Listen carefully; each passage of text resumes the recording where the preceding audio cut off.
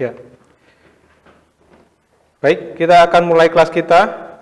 Nanti jam 8 saya akan berhenti dan saudara akan mengerjakan kuis karena saya akan ikut rapat bersama dengan Kingdom Worker ya, jam 8, mungkin sampai setengah 9. Setelah itu saudara bisa masuk lagi dan nanti saudara akan mengerjakan kuis di ruang sebelah ya. Saya akan rapat di sini lewat Zoom. Nanti jam 8, tolong ingatkan saya Pak, sudah jam 8.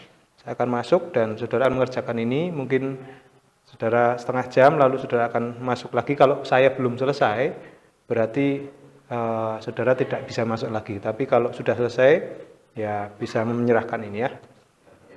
Oke, mari kita berdoa dengan mengucapkan doa pagi, mengucapkan Bapa kami di dalam bahasa Yunani bersama-sama. Mari kita ucapkan. Pater hemon o entois uranois, agiasteto to honomasu, elteto he basileasu, geneteto to telemasu, os en uranu kai epiges. Ton arton hemon ton epiusion dos hemin semeron, kai aves hemin ta ofilemata hemon. Os kai hemeis afekamen tois fletais hemon. Kai me eseningkes hemas espirasmon, alarusai hemas apotu poneru, hotisu estin he basilea, kai hedunamis, kai hedoksa eistus ayonas. Amin. Ya. Saya akan menjelaskan, belum nyala ya, bab yang ke-16 selama kurang lebih 25 menit ini. Dan setelah itu nanti saudara akan mengerjakan kuis terlebih dahulu. Oke, ini adalah kosakata yang nanti akan kita kuiskan. Dan kalau saudara amati, kosakata-kosakata ini memiliki ciri khusus seperti future ya. Ini adalah kosakata yang bisa kita lihat di dalam kala auris ya. 16 itu kita akan belajar mengenai kala auris. Nah, kalau saudara perhatikan kosakatanya sekali lagi, ini adalah kosakata yang termasuk kosakata berkala auris. Kata kerja yang berkala auris. Kita lihat di situ ada ekusa, eblepsa, edidaske, lalu ada eterapeusa, ada ekerusa, ada arko, ada erksa, ada egrapsa, epemsa, dan seterusnya ya. Nah, apa yang saudara lihat di sana? Ada ciri-ciri khusus apa yang saudara lihat di dalam kosakata itu? Sebagian besar kosakata itu diawali dengan apa? Dengan E. Masih ingat apa kata kerja yang diawali dengan E? Berkala apa? Kata kerja lain. Yang lain yang diawali E masih ingat? Kala? Bukan. Yang diawali dengan E. Itu adalah kata kerja imperfect. Ya, itu adalah kata kerja imperfect. Nah, lalu kemudian kalau saudara perhatikan sekali lagi, imperfect itu apa lagi cirinya? Menggunakan akhiran sekunder, ya, akhiran sekunder. Ada augment E, ada kata dasar dan akhiran sekunder. Nah, sekarang kita juga bertemu dengan kosakata yang diawali dengan huruf E. Lalu apalagi ciri yang saudara temukan di sana? Ada sigma, betul ya? Setelah kata dasar ada sigma di sana. Ya, ketemu sigma dan kemudian menggunakan akhiran yang berbeda ya. Karena di sana kalau kita lihat semuanya berakhir dengan A, hampir semua berakhir dengan A ya, sebagian besar. Ekusa, eblepsa, eterapeusa, ekerusa, erksa, egrapsa, semuanya berakhir dengan A. Rupa-rupanya akhiran A itu disebut sebagai akhiran aoris 1. Nah, apa itu akhiran aoris atau apa itu kala aoris? Kita akan lihat di dalam studi gramatikal. Nah, kala aoris adalah apa di sana? Kala yang menyajikan suatu kejadian dalam ringkasan. Dilihat secara keseluruhan dari luar tanpa memperhatikan susunan internal dari kejadian tersebut. Wah, ini apa ya maksudnya? Sulit dimengerti ya? Sulit dimengerti. Nah, sederhananya aoris itu seperti kita sedang melihat sebuah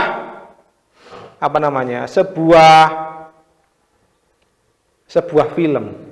Bukan sebuah film, sebuah foto. Ya, seperti sebuah foto. Kalau saudara melihat foto masa lalu ya, nggak mungkin foto itu masa depan. Ya, kalau saudara sudah melihat sebuah foto, wah saya nggak bisa tunjuk, ada banyak foto ya. Saya mungkin akan tunjukkan salah satu ya.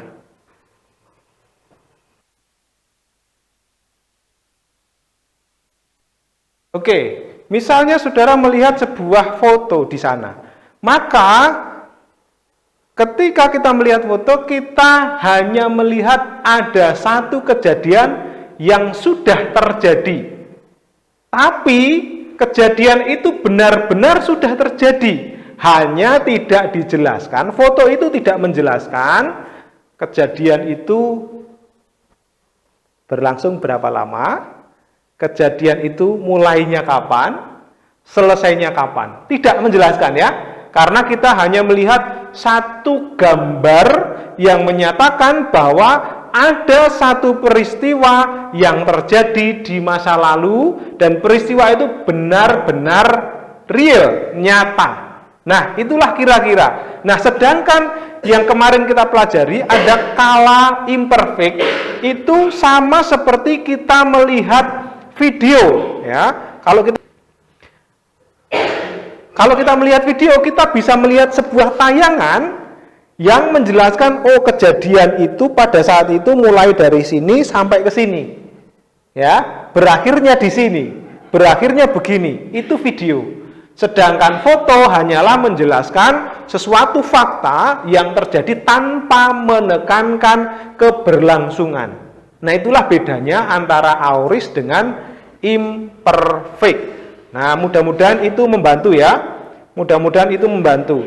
Nah, tetapi sayangnya dalam bahasa Indonesia sangat terbatas untuk membedakan terjemahan. Ya.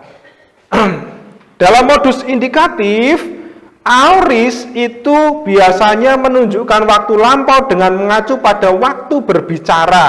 Oleh karena itu, hanya diterjemahkan dengan cara telah selesai, dengan kata telah selesai atau telah saja. Ya, telah saja. Apakah kegiatan itu berlangsung berulang kali, satu kali, atau terus-menerus di masa lalu? Tidak dijelaskan seperti imperfect, ya, tidak dijelaskan. Tetapi penekanannya adalah aspek penyelesaian, ya, aspek penyelesaian tindakan. Nah, oleh karena itu, baik imperfect maupun aoris itu sama-sama menjelaskan tindakan lampau, ya, lampau yang akan diterjemahkan dengan kata telah.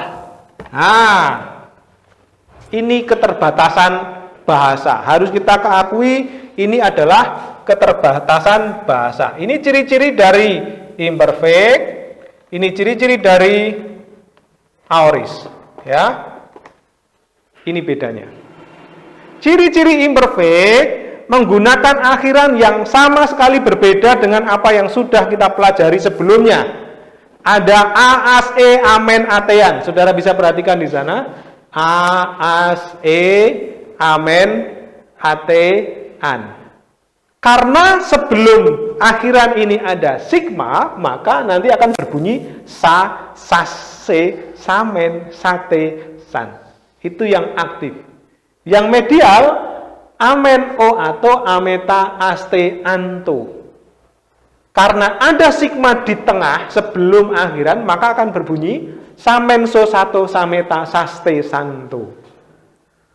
Nah, akhiran inilah ciri-ciri dari auris. Nah, oleh karena itu, ketika kita berjumpa dengan sebuah kata yang memiliki ciri seperti di atas, ya, ada augmen ada kata dasar, lalu ada sigma di tengah, lalu ada akhiran seperti tadi ya,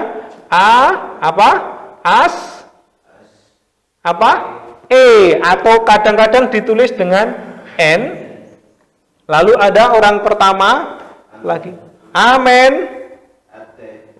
ate, lalu ada amen, ato, ameta, aste, anto, itu yang medial. Jadi kalau ada ciri-ciri yang demikian, kita akan menerjemahkan apa? Telah selesai, titik-titik. Ya, contoh ya. Contoh. Oke, contoh. Ini ya. Infleksi. Oke, mungkin saya akan beri contoh yang lain. Ini contoh saja, ini contoh. Kata blepo. Kata dasar blepo. Apa itu blepo? Masih ingat? Salah. Melihat. Artinya apa? Saya sedang melihat. Kita sudah belajar kala kini yang bentuknya seperti itu. Lalu kita sudah belajar kala imperfect. Bagaimana kalau kita ganti imperfect? Menjadi ble imperfect. Blepsa? Coba imperfect, ciri-cirinya imperfect loh ya, belum. Nah, kalau imperfect akan menjadi blip. Apakah menggunakan sigma di tengah?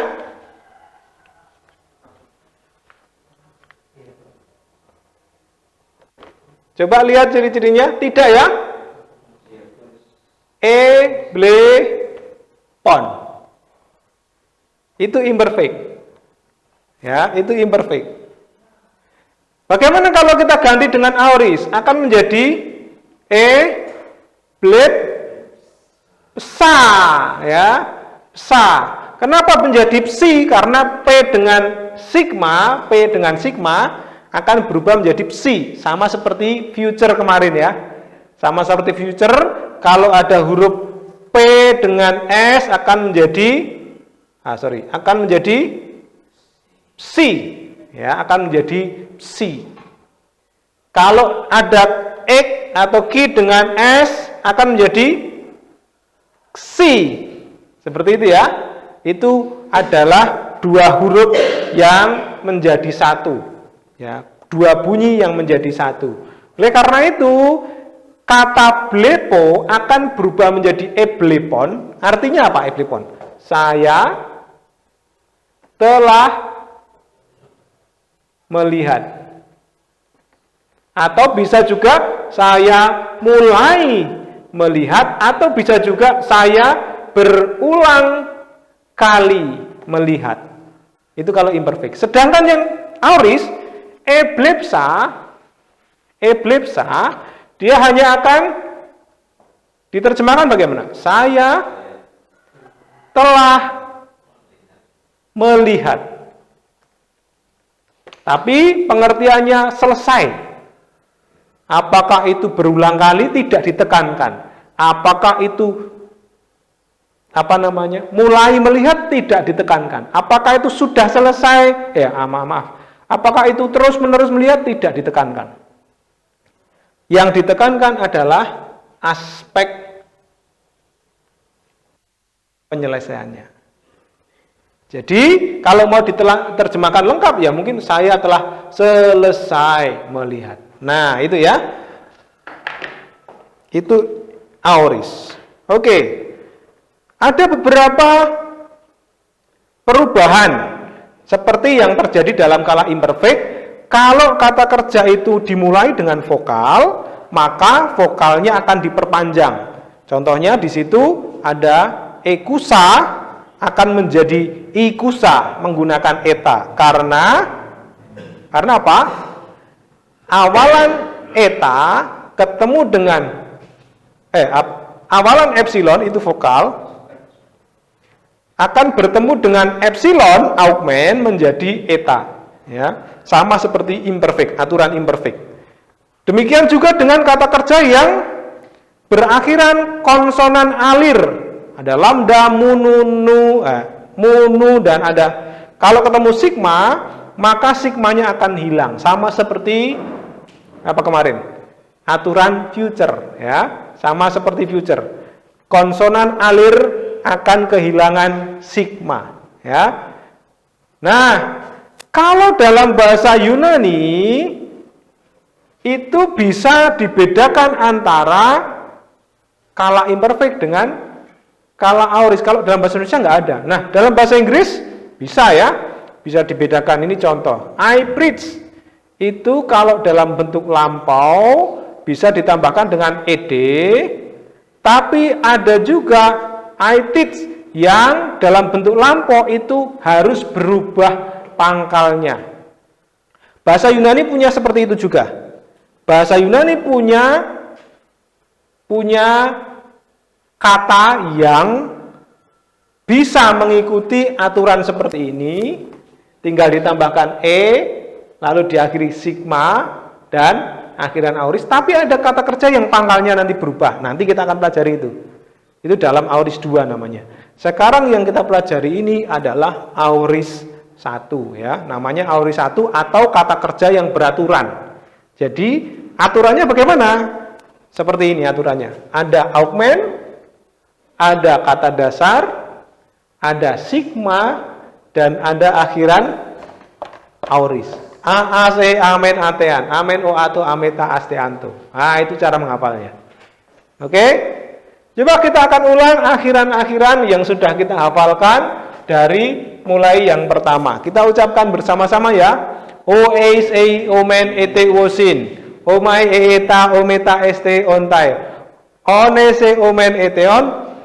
Omen o itu, ometa este, onto. Terus apa? Aorist sekarang.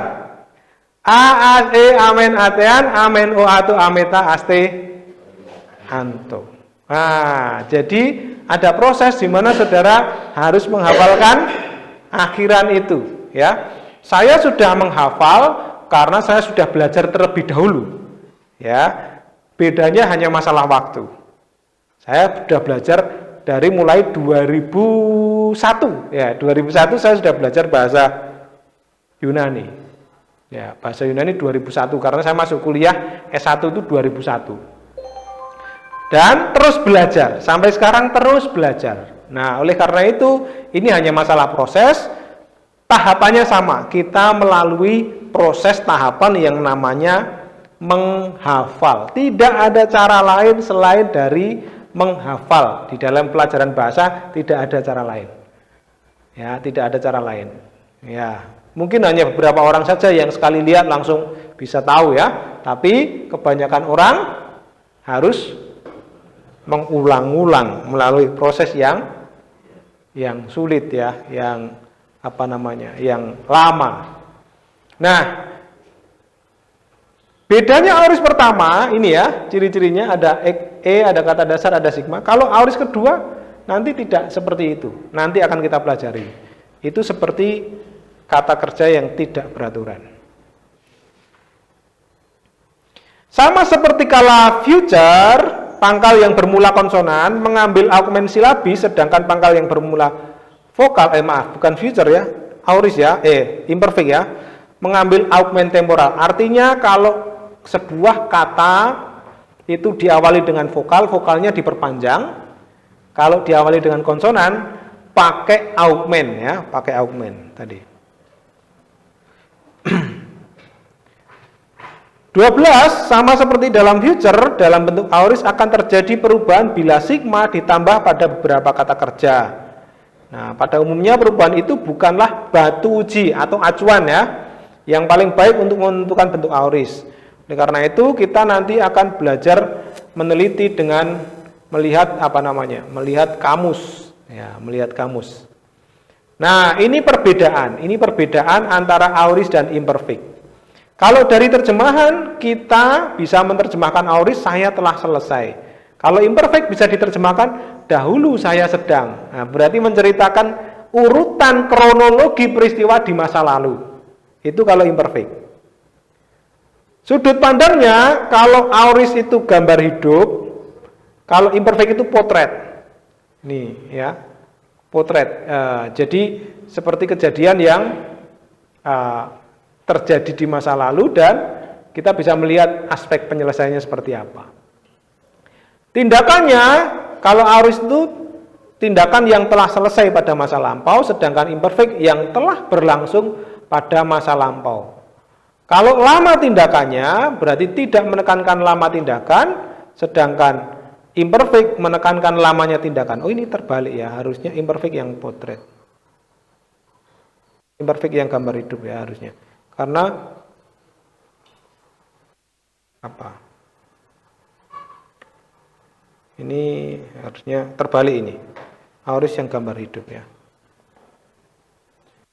Oke, untuk penggunaan saya kira saya belum akan terlalu dalam ya. Penggunaan saya belum akan terlalu dalam. Hanya saja di sini ada beberapa cara menerjemahkan penggunaan yang bisa kita mulai pahami, sekalipun belum terlalu dalam kita membahas, kita cukup tahu bahwa aorist akan kita terjemahkan sebagai telah selesai, gitu saja dulu.